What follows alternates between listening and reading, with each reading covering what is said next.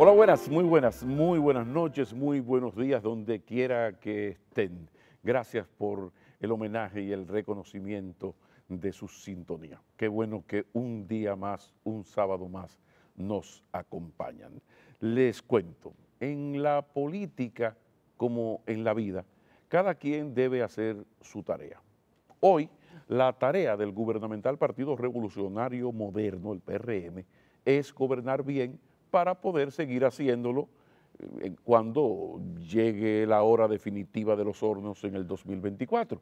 Mientras que la de los dos PLD, en verde como en morado, es definir cuál de ellos será el líder de la oposición, precisamente llegada la hora definitiva de los hornos en 2024.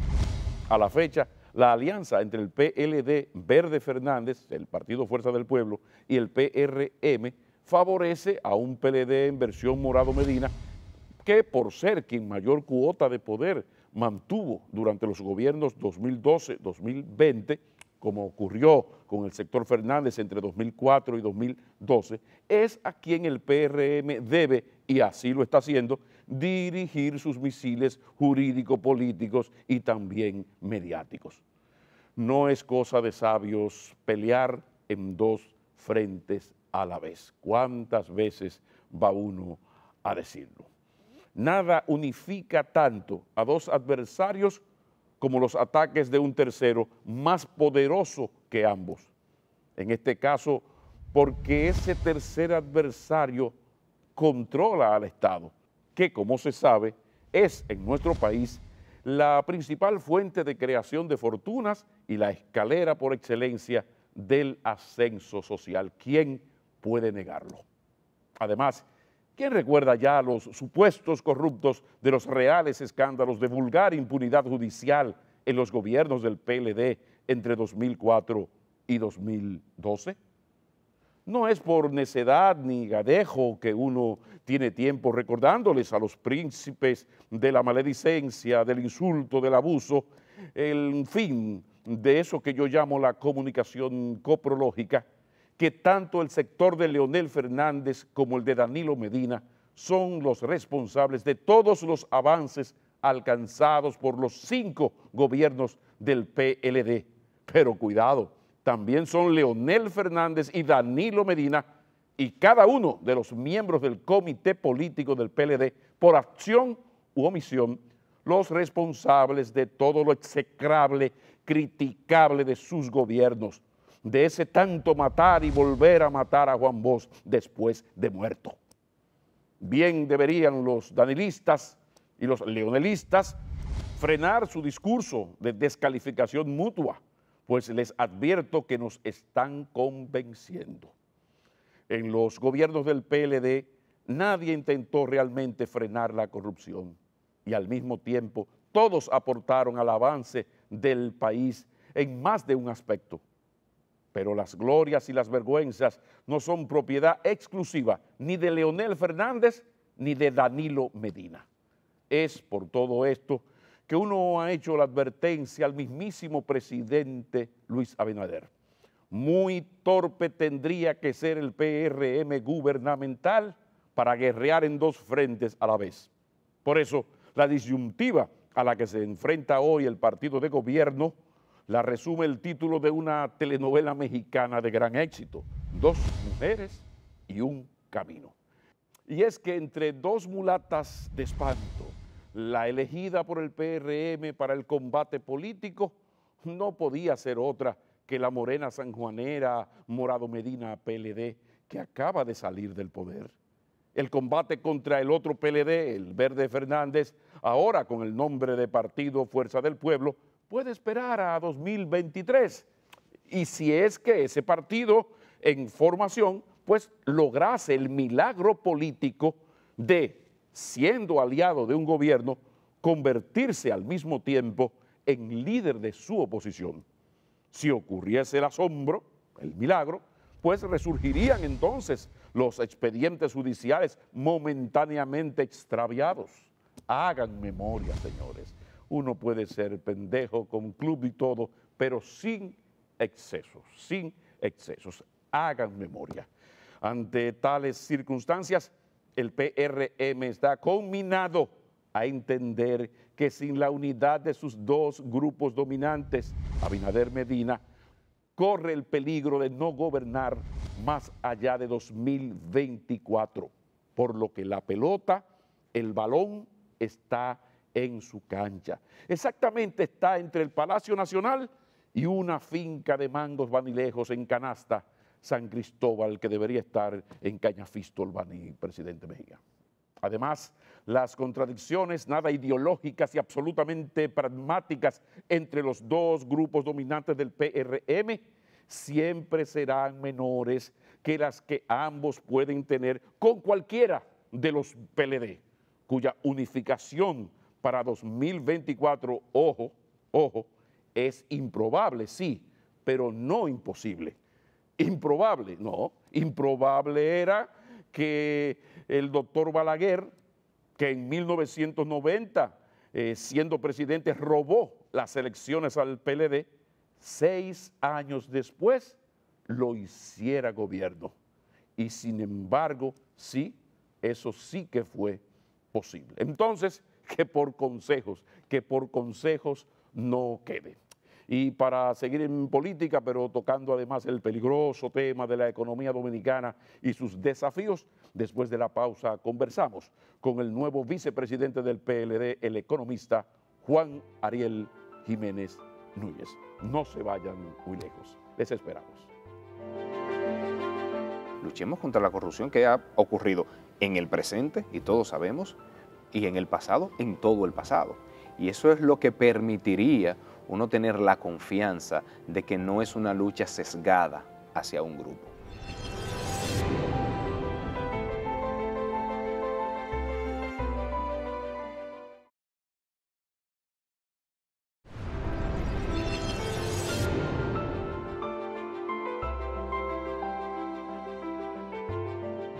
Gracias por seguir con nosotros. Bienvenido, señor vicepresidente del Partido de la Liberación Dominicana. Mejor tarde que nunca. Renovación o muerte. Juan Ariel Jiménez y Núñez, bienvenido. Gracias por aceptar. Muchísimas gracias, Pablo.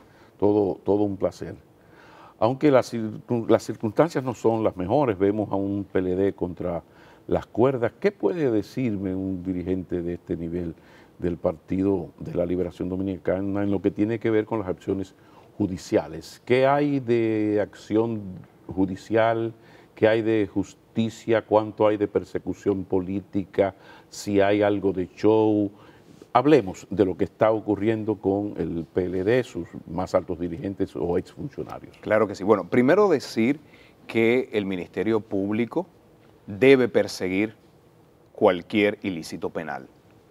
Entonces, si se entiende que hubo funcionarios en el pasado, cualquier gobierno pasado, o en el presente que cometieron algún ilícito penal relacionado a la cosa pública, es lo correcto que el Ministerio Público lo investigue y lo someta. Entonces, ese miedo a que el Ministerio Público tome algunas acciones no lo podemos tener, porque todo el que llega a un cargo público sabe que sus acciones son sujetas a que eventualmente se investiguen. Pero yo creo que ya cuando entramos en los detalles de cómo se están manejando los casos, yo creo que hay que tener cuidado con no hacer juicios mediáticos paralelos. ¿Por qué? ¿En qué consisten los juicios mediáticos paralelos? Porque el Ministerio Público debe investigar casos y le corresponde al Poder Judicial eventualmente tomar la decisión de inocencia o culpabilidad. Y eso es un procedimiento institucional, así está establecido en nuestras leyes. El problema es cuando con informaciones, cuando con declaraciones, se lleva a los medios acusaciones y no se tiene, como en un juzgado, la oportunidad de escuchar la otra versión. Y no se tiene la oportunidad de que personas con la formación legal para discernir entre la violación o no de las leyes, entonces ahí podemos estar incurriendo en someter a las personas a juicios mediáticos, lograr condenas mediáticas al margen del sistema judicial. Y eso es incorrecto. Y todavía peor si se pretende generalizar esa situación y llevarlo a nivel organizacional. Porque ahí, Pablo, no solamente se estaría buscando hacerle un daño a un partido político, ahí se está buscando hacer un daño a la democracia, porque las democracias requieren de partidos políticos. Entonces yo creo que es en esa línea delgada entre hacer su trabajo, que es correcto, todo el que haya infringido la ley, en el público o en el privado, que pague todas las consecuencias de la ley. Eso sin discusión. Pero tengamos cuidado en cómo lo manejamos. Pero ¿cómo se valora desde el PLD lo que se está haciendo hasta ahora, lo que se ha hecho hasta ahora, la manera en que se ha hecho? Yo creo que en el PLD mantenemos el discurso, porque esa ha sido la discusión, de que cada quien es responsable de sus actos y que cada quien de manera individual responda ante la justicia. O sea, eso desliga a la organización, a un grupo de personas de cualquier caso que se pueda estar ventilando. Me refiero más al procedimiento, la forma en que se están haciendo las cosas. El PLD está de acuerdo con lo que pasó con la salida del ex procurador o el tú presentarte a las 10 de la noche a una casa a hacer un allanamiento de una persona que has citado 6 veces y ha ido las 6 veces y ha estado a tu total disposición. Eso, yo no soy abogado, pero a uno le llama la atención. No se ha discutido a nivel del comité político, por ejemplo, para tener una opinión del partido. Ahora, personalmente puedo decir que es en esos detalles donde se puede discernir si hay algunas acciones, digamos, al margen del debido proceso. La misma Procuradora General de la República admitió que fue un error lo que ocurrió en el aeropuerto y que ella de hecho había ordenado que ese tipo de prácticas se suspenda. La misma Procuradora General de la República ha dicho que ella debe ser garante del debido proceso. Sí, entonces, pero perdón, pero yo estoy hablando con un exministro, entonces a mí el viceministro o el director general de un ministerio, el de Economía, no puede hacer ciertas cosas que yo considero y que el ministro Jiménez Núñez considere incorrectas. Entonces, si la considera incorrecta y es tan grave y tiene que ver con la dignidad de personas, algo debería ocurrir. Y ella dijo que iba a investigar eso que ocurrió y que iba a tener consecuencias. Entonces, pues hay que esperar de que ese tipo de malas prácticas se vayan eliminando y, por otro lado, sepan las personas que cuando incurren en ellas también tienen consecuencias. Porque lo incorrecto no es solamente de un lado, también las faltas al debido proceso es incorrecto. Y no es un serio desafío o algo sumamente preocupante la posibilidad nada descartable de que ante lo que está ocurriendo una Miriam Germán, que es un estandarte de credibilidad y de respeto en la sociedad dominicana, tire la toalla. Porque si yo voy por aquí y siento que lo que yo debo hacer y lo que yo mando a hacer del todo no se está haciendo, ¿qué significaría? Y le estoy preguntando ya más que al político, al ciudadano comprometido con la democracia. Yo creo que sería un duro golpe. Estoy de acuerdo contigo en que la procuradora, anterior jueza de la Suprema, doña Miriam Germán, es una persona que se ha ganado su credibilidad a lo largo de los años y con duras batallas. Miren que ni Balaguer. Solidaria cuando ser solidario significaba poner la vida en peligro. Así Gracias. es. Entonces, ese respeto, que si en un momento fue ultrajado, fue un error, y quienes lo hayan cometido deben pedir disculpas. Es una persona que tiene la credibilidad que se gana con las duras batallas que vienen con los años. Y yo creo que eventualmente cualquier inconformidad, que no estoy diciendo que la haya, no, primero no es mi área. La carta, eso es lo que dice. Pero yo creo Entre que líneas, claro, debe ser tomado en cuenta, porque el hecho de que ella esté ahí es una, digamos, una pieza clave para la sociedad de respeto. Hablaste de las citaciones, los apresamientos. A más de uno le ha llamado la atención que hasta ahora las acciones que se están dando en torno al sector PLD, pero al Morado Medina. ¿Cómo se ve el hecho de que hasta ahora, porque el PLD es uno solo, yo decía en la introducción que es un partido que tiene grandes logros y grandes méritos en lo que tiene que ver con lo social, con lo económico, muchísimas cosas. Ahora tiene una parte oscura, fúnebre, que tiene que ver con la ética, que se amplifica aún más porque es el partido de Juan Bosch. Sí, pero es un solo partido. Y ahí hay gente maravillosa, Flores de Fango, y delincuentes que uno no menciona el nombre porque no tiene la sentencia definitiva. Entonces de repente uno está viendo como que no se está entendiendo, pido por favor la aclaración. ¿Qué lectura tú le das a esta situación que estamos viendo? Justamente inicié diciendo la lucha contra la corrupción y la persecución de la corrupción es correcta. El problema es cuando solamente se hace de un lado. O sea, si vamos a luchar contra la corrupción, que es correcto que se haga en el país, luchemos contra la corrupción que ha ocurrido en el presente, y todos sabemos, y en el pasado, en todo el pasado. Y eso es lo que permitiría uno tener la confianza de que no es una lucha sesgada hacia un grupo. Yo creo que todavía es muy temprano, apenas tenemos unos 10 meses que está gobernando este gobierno, entonces hay que esperar y ver, pero yo creo que las personas poco a poco se irán dando cuenta de si esa bandera de lucha solamente aplica a un grupo o si de verdad es una bandera de lucha nacional que aplicará contra todos, incluyendo actuales funcionarios. Algo que yo critiqué duramente durante todos los gobiernos del PLD en el tema judicial era esa vocación para la impunidad y el show de someter, pero al final no hubo nunca una condena definitiva de un miembro de nombre sonoro en ese partido. Es una vieja y frontal crítica nuestra. De repente parece que va a seguir siendo igual, o sea, aquí lo que se están buscando son condenas mediáticas, no definitivas. Entonces, a mí me encantaría que a los que yo supongo que son muy corruptos y que merecen estar presos, se le haga un juicio público, oral y contradictorio y se le condene a lo que diga el código. Ahora, me preocupa mucho que sigamos en el jueguito de que te meto preso, te hago un show, te llevo encadenado, luego viene a negociar gobernabilidad por impunidad, que en eso es que hemos estado en los 40 y tantos años de lucha democrática. Entonces, no hay un temor en ese sentido que como siempre, como uno le criticaba tanto al PLD, se termine negociando gobernabilidad, impunidad por paz social. Deja esa vaina así, decía Freddy Veras-Goico. Por favor, Yo creo que el primer riesgo, y lo digo quizás con el respeto de que no es mi área, yo no soy abogado, pero he escuchado a algunos abogados decir que el primer riesgo es que cuando se mediatizan los casos se le va perdiendo efectividad al proceso real, porque cuando en el medio del conocimiento de las medidas de coerción se sacan algunas pruebas, se mediatizan algunas pruebas, se va contaminando ese proceso y se pierde la efectividad en el juicio de fondo. Pero insisto, he escuchado a algunos abogados decir eso, no lo puedo aseverar porque no soy abogado.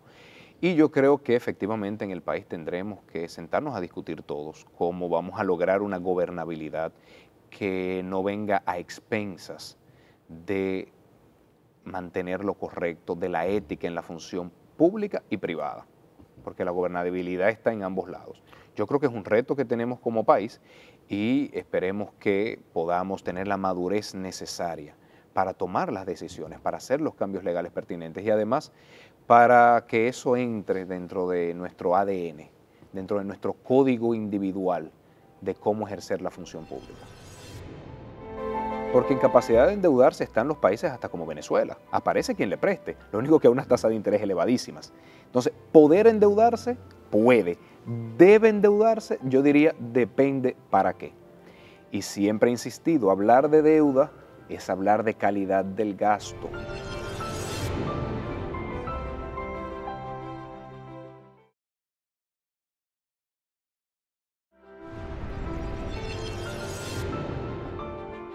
¿Y qué piensa hacer el PLD para recuperarse, para recuperar su imagen perdida, para llevar la renovación más allá de la buena nueva de Juan Ariel Jiménez Núñez, que yo he celebrado mucho por más de una razón, además de joven, pues a mí me encanta la gente que pasó por donde están las tentaciones, sino porque hay gente que es seria porque nunca le han dado la oportunidad de hacer lo contrario.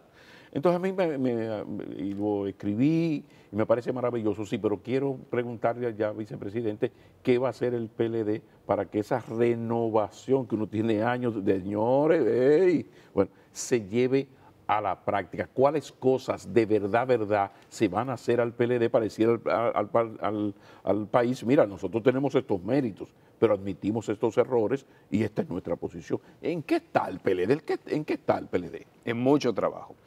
Decir que correctamente, yo he afirmado, tengo de hecho meses haciéndolo, que la renovación no es solamente de caras, es de métodos, es de ideas. Y eso se está es de haciendo. formas. Hay un Claro proceso de que cambiar los sí. métodos y la cosa. Absolutamente. Estamos trabajando sin descanso. ¿Qué estamos haciendo? Lo primero es fortaleciendo la organización, porque los partidos políticos son organizaciones.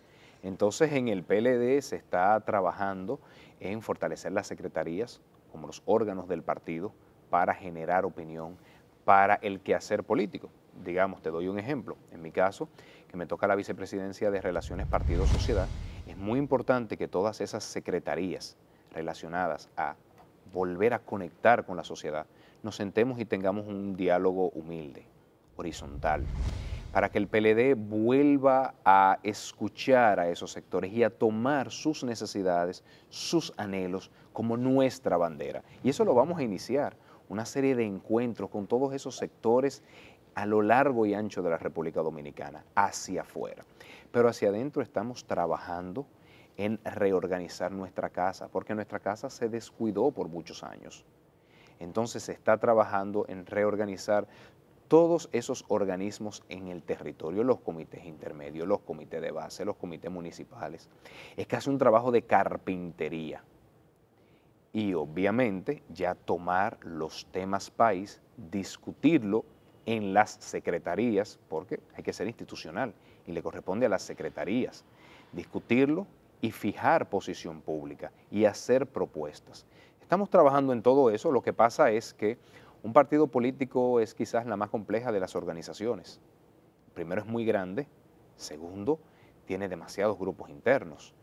Entonces, por eso es que toma tiempo, pero veremos un PLD fortalecido, con caras nuevas, que las hay, con métodos nuevos y sobre todo con nuevas banderas de lucha. Yo decía que siempre está el tema de que se cambia impunidad por gobernabilidad en los gobiernos, pero también en los partidos está la tentación de que, mira, ganar en las elecciones, ganar no es lo más importante, no es lo único que importa. Entonces, ¿a quién hay que matar? Entonces, aquí hay una tentación, y es que la delincuencia, llámese narcotráfico, llámese lavado de activos, llámese inversión de empresas legales, pero que invierten para luego meterse en los gobiernos y sacar con creces lo invertido. O sea, todo eso es una tentación porque aquí la partidocracia, PLD, PRD, PRM, no ha querido abaratar el hacer política, el participar en una campaña electoral. Entonces el PLD, los partidos también todos, cuando llega la hora de la verdad, allá hay un señor cuestionable en aquella provincia, pero el tigre tiene miles de millones de pesos y allí con aquel no perdemos. Es cuestionable, ese sí, eso sí, en el pueblo se sabe, porque en los pueblos no conocemos, coño, pero que con ese ganamos. Entonces, esa tentación terrible, ¿cómo salvarse un partido ahora en la oposición de esa tentación mayor que nunca? Yo creo que nosotros hemos tenido esa tentación a lo largo de los años y hemos evitado, con mayor o menor éxito, el que esas personas ingresen a nuestras filas. De hecho, es bien sabido que el diputado que ahora mismo está siendo procesado en los Estados Unidos intentó ser candidato de nuestra organización y no se le permitió. Terminó siendo candidato del actual partido de gobierno. Entonces tenemos mecanismos, pero que hay que fortalecer, porque ciertamente esa hambre de éxito electoral de corto plazo puede ver unas tentaciones que quiten institucionalidad en el mediano y largo plazo. Y por eso siempre he dicho, no se trata de ver buenos y malos, de señalar personas, eso es una parte. Se trata de estructuralmente revisar nuestro sistema, ver qué mecanismos se les va a exigir a los partidos políticos para el ingreso de personas a su militancia. Por ejemplo, nosotros tomamos la decisión en el pasado Congreso de que todo miembro del comité político debe presentar una declaración jurada anual y que esa declaración jurada tenga que ser llevada al portal de nuestro partido. Y eso es un mecanismo ¿para qué? Para poder monitorear la acumulación de patrimonio de las principales figuras políticas, no solamente cuando están en el gobierno, sino incluso cuando están fuera del gobierno. Ese es un mecanismo. Pudiera haber otros, pero tenemos que sentar a discutir eso. Y no solamente quedarnos en el show mediático de los buenos y los malos, ustedes, nosotros, no. Si queremos de verdad fortalecer nuestra democracia en momentos donde hay serios riesgos a la democracia, nosotros tenemos que pasar del diálogo mediático al diálogo institucional y estructural. Y la lucha, girando un poco, vamos ya a la lucha interna. Yo le llamo interna porque yo sigo hablando de que hay dos PLD, Verde Fernández, Morado Medina, pero ustedes dos, los dos partidos, los dos pedazos de partido, están enfrentados por lograr el liderazgo de la oposición. Eso se entiende. ¿Hasta dónde eso se puede llegar y cómo tú ves el futuro inmediato de esa lucha? Porque en esa lucha hay mucha descalificación mutua. Y yo decía, coño, me están convenciendo. O sea, cada vez que yo hablo con uno del sector Medina, me cuenta de los Fernández, hablo con el Fernández y me cuenta de los Medina. Coño, me están convenciendo. A ver, por favor. Nosotros en el PLD estamos promoviendo, realizando una oposición constructiva, objetiva. De hecho, si vemos las distintas ruedas de prensa que se han realizado en el partido sobre los principales temas país, nosotros podemos ver un discurso comedido, sosegado, siempre acompañado de propuestas. Hablamos en un principio del manejo del COVID y dijimos, nos parecen incompletas las medidas que se están tomando. Fue respondido de una forma bastante agresiva por funcionarios del gobierno. Pero es que tendrán que acostumbrarse de que en democracia no es solamente aplausos, es también críticas, pero eso vendrá con los años. Luego nosotros tuvimos ruedas de prensa relacionadas al manejo de la economía, al tema de los precios. Eso es una oposición muy distinta a lo que nos acostumbraron en el pasado. Vamos a retrotraernos al año pasado, hace 12 meses. Se dijo que el COVID era un invento del PLD. Se dijo que el toque de queda era inconstitucional. Se dijo que que el virus solamente aparecía en las noches y que por eso era que estamos equivocados en poner el toque de queda. Se nos dijo tantas cosas manejando el peor momento de la crisis. Y lo sé porque estaba en el gabinete de salud en ese momento. Entonces, eso es muy distinto a un PLD que hoy dice, sí, vamos a vacunarnos, 2 dosis, de la tercera todavía no hay evidencias. Eso es muy distinto a un PLD que ahora mismo dice a la población, sabemos que los toques de queda son incómodos, es un mal necesario. Son dos formas distintas de hacer oposición. Entonces, ahí en el PLD se ha hablado de volver al Bosch, que tenía una política, me parece maravillosa, y es aquí el PLD no critica si no propone. Así es. Don Juan bajaba la línea, eso era una línea partidaria, de que usted acaba con tal ministro y con la gestión de tal ministerio. Y después de la crítica, no estoy de acuerdo con eso, yo propongo, se está volviendo, o es casual que ahora un vocero dijo eso, haga aplauso. No, como partido se va a volver a eso, a criticar Absolutamente, y a ser responsables en la crítica. ¿Por qué? Porque el PLD tiene vocación de poder. Y muchas veces eso sí, cuando... Eso sí, vocación, y es fácil. Y muchas veces cuando se hace una oposición irresponsable, al volver al poder, se pagan las consecuencias de eso. Por el PRM haber criticado tanto el toque de queda y los estados de emergencia, hoy se cuestiona la legitimidad de lo que estaba diciendo. Por el PRM haber criticado tanto el tema de los préstamos, hoy en día dicen, ¿y qué pasó? Que antes se criticaba y ahora no. Entonces, por eso es que hay que ser cuidadoso cuando se esté en la oposición y no caer en el oportunismo que es tan atractivo para los likes en Twitter, pero que termina pasando factura. Lo que pasa es que la clase política dominicana es terrible, porque cuando esto comenzó yo hice la sugerencia, señores, copiemos a los gringos en lo bueno. Yo pido públicamente una foto al país de Hipólito Mejía, Danilo Medina presidente, Leonel Fernández y Luis Abinader candidato, diciendo, tenemos todas las contradicciones del mundo, pero estamos en COVID, el mundo está en peligro, estamos en el Palacio Nacional, tomen ahí en la escalinata, por ahí entrando por la Moisés, ¿verdad? Por ahí, una foto. la foto no apareció, la reunión nunca se dio, pero ya este gobierno lleva 10 meses y tampoco se ha dado la foto que el país necesitaría, porque lo hacen todos los países, Aznar, Felipe González, por favor. Y eso, que debo decir que en el país nosotros teníamos un diálogo bastante fluido entre los partidos No, políticos. pero la simbología, Claro, a el eso poder voy. de la Sí, simbología, claro. la liturgia de la comunicación. Sí, y eso es cierto, pero tenemos que manejar tanto la comunicación a lo externo como el ponernos de acuerdo sobre los principales temas país. Eso, por ejemplo, que tú describes se dio, por decir un caso, en el pacto educativo. En el pacto educativo lo firma Danilo Medina como presidente de la República, pero lo firma Luis Abinader, lo firma Hipólito Mejía. Entonces, por eso es que digo que ese diálogo existía anteriormente, pero cuando ahora se hacen ataques a la organización, se va fracturando el diálogo. Y la verdad es que la democracia es un diálogo, no es un monólogo. Monólogo se da en Twitter, donde uno dice algo y cada quien responde como entiende, pero no es de doble vía. Gobernar es distinto. Gobernar requiere de nosotros dialogar no solamente con los sectores empresariales, sindicales, con los partidos políticos también. Entonces, por eso es que hay que tener tanto cuidado con preservar a los partidos políticos como la base de la democracia.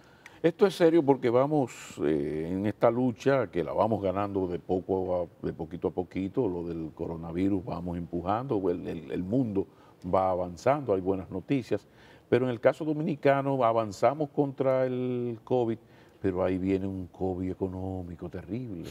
El pacto fiscal es inevitable.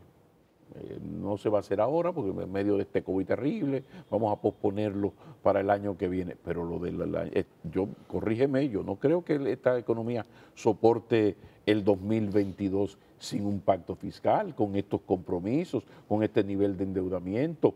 Hablemos de pacto fiscal, por favor. Y me gusta la comparación con el COVID porque ahora mismo se está hablando del COVID largo, esas secuelas de largo plazo que deja el COVID. Entonces, y siempre, tú lo sabes que uso ejemplos con temas médicos, un médico ve COVID y tiene que parar lo que está pasando en ese momento y eventualmente atender las consecuencias de largo plazo. Entonces, sobre el tema fiscal, ¿cómo se ve el tema fiscal? Y voy a ser quizás aquí muy didáctico. Por favor. Por un lado, el gobierno hace proyecciones de ingresos y dice, bueno, los distintos modelos me dicen que este año vamos a tener tantos ingresos fiscales, aduanas, DGI, el año que viene y así a lo largo de los años. ¿Cuánto queremos gastar? ¿Cuánto de ese gasto es inflexible? Fíjese que lo tengo que hacer sí o sí, pagar los intereses de la deuda, el tema de las jubilaciones y pensiones, el salario de los maestros, los médicos. Fijo, agua, luz, teléfono, la casa. Exactamente. El diario, agua, luz, la cosa, el alquiler. Exactamente. Y, obviamente, cuánto quiero de inversión pública, cuánto quiero de infraestructura. Y ahí se ve, ¿me da el dinero o no me da el dinero? Y cuando no da el dinero, hay dos opciones. O se reduce gasto para que no necesitar tanto, o se aumentan los ingresos para poder solventar ese gasto. Y para poder aumentar los ingresos, pues obviamente se tiene esos ingresos fiscales y el endeudamiento. Entonces, por eso es que el gobierno dice, para gastar esto, ¿qué es lo que quiero gastar? O me endeudo o aumento las recaudaciones. Aumentar las recaudaciones es obviamente una reforma tributaria. Entonces, dependiendo de lo que el gobierno quiera hacer con el gasto, y ellos han dicho que van a recortar gasto, pues hay que creerles, hay que darles la ventaja de la duda. Entonces, dependiendo de lo que se quiera hacer con el gasto, dará pie a que haya mayor o menor necesidad de aumentar los ingresos si se quiere estabilizar la deuda. Y la capacidad de endeudamiento del país, yo sé que esto ha disparado un nivel de endeudamiento que ya era alto y llevaba un ritmo ya preocupante, advertido por organismos internacionales al gobierno del PLD desde hacía años, pero ahora sí es verdad que llegó el lobo. Entonces, la salud del endeudamiento dominicano, ¿cómo está? La capacidad que todavía tiene el Estado dominicano para endeudarse un poco más y enfrentar todo eso. Vamos a aclarar qué es capacidad de endeudamiento. Es Por que favor. el gobierno pueda ir y recaudar, bueno, recaudar no sería la palabra, y levantar dinero de organismos multilaterales, de tenedores de bonos nacionales o internacionales o de gobiernos aliados. Eso es capacidad de endeudamiento. Y si tú me preguntas, ¿puede el gobierno seguir endeudándose? Puede, Sí. dígase. Aparecen personas y organismos que estén dispuestos Sí. a prestarnos. ¿Está en capacidad? Aparecen. Ok. Eso es distinto a debe. Porque es que en economía, Sí, sí. digamos, no es lo mismo poder O sea, que deber. el Estado está en capacidad de endeudarse más, pero entonces ahí viene el pero que tú me vas a explicar. Ahí va, pero, Exactamente. coma. Pero, ¿en qué condiciones y para qué? Porque en capacidad de endeudarse están los países hasta como Venezuela. Aparece quien le preste. Lo único que a unas tasas de interés elevadísimas. Entonces, poder endeudarse, puede. Debe endeudarse, yo diría, depende para qué. Y siempre he insistido, hablar de deuda es hablar de calidad del gasto. ¿Para qué se va a endeudar el país? Para desarrollar una infraestructura que va a permitir creación de empleos, dinamismo económico, que ese mismo dinamismo económico de hecho lleve a aumentar los ingresos fiscales. Bueno, pues en esos casos sí es oportuno el endeudamiento. Pero si va a ser un endeudamiento para pagar un gasto corriente que no es productivo, que no trae mejor bienestar social y que no es sostenible a largo plazo, entonces diría, ahí no debe endeudarse. Nunca se puede separar la discusión de deuda y calidad del gasto, porque la estaríamos haciendo de forma parcializada.